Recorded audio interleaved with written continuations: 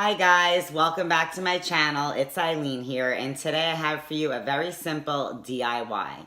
I purchased some products from my favorite store, the Dollar Tree, as well as Home Depot and Walmart. So I got here a DIY for my orchid. My orchid's looking a little bit sad, so I thought, you know what, I need to give her a new home in this pot.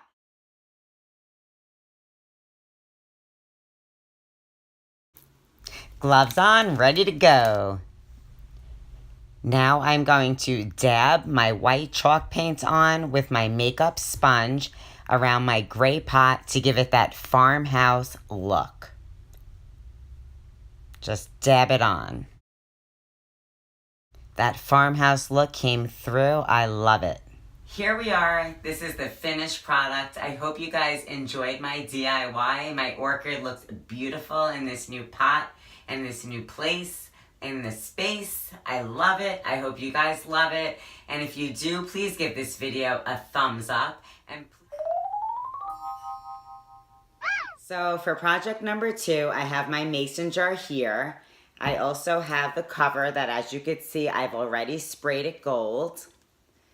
I have my E6000 glue and I have my hot glue gun. I'm going to be using a combination of both to get these glass gems to stay put on top of the rim of the holder here.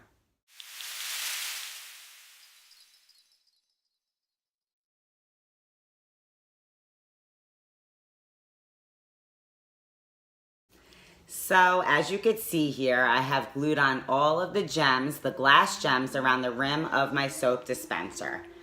Now I'm going to use this adorable succulent from the Dollar Tree and these acrylic gems from the Dollar Tree to add to the decor of my mason jar. So I'm going to fill all that up.